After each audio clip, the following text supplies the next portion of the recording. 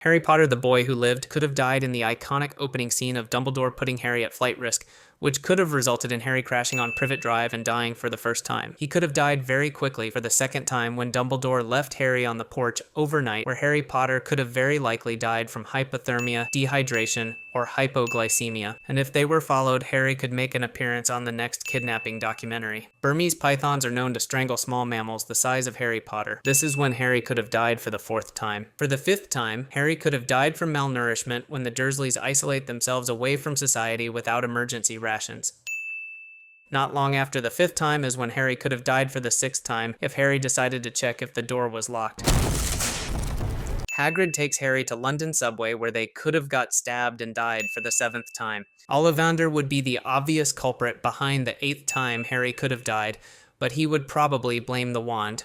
Now that Harry was strapped up, Hagrid thought it would be a good idea to leave Harry alone at King's Cross so he could die for the ninth time, when Harry could have been followed by Quirrell, who was definitely followed by Voldemort.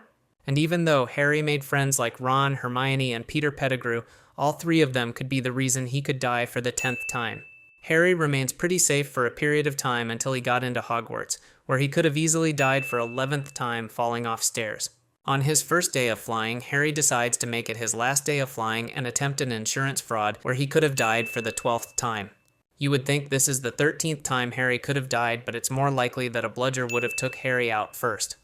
Considering the amount of magic Harry does in the first film, it seems that Harry is in Hogwarts on an athletic scholarship. Here, Harry becomes the owner of the second Deathly Hallow and almost becomes a Deathly Hallow himself.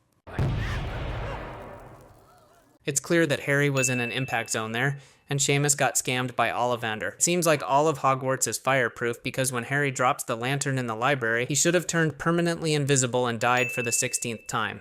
Allowing someone to creep up behind you like that, Harry could have died for the 17th time, considering Dumbledore is been raising him like a pig for slaughter. What did he say? And in the Forbidden Forest, Harry could have ran into any of Hagrid's friends, and unless Hagrid shoots a crossbow like Van Helsing, Harry could have died for the 18th time. Harry also could have died 3 more times in the fight with Hogwarts Troll.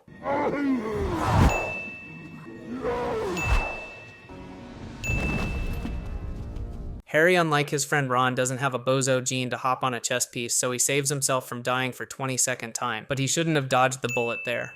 And even though Harry is immune to Voldemort, he isn't immune to internal bleeding that could have happened the 23rd time Harry could have died in Philosopher's Stone.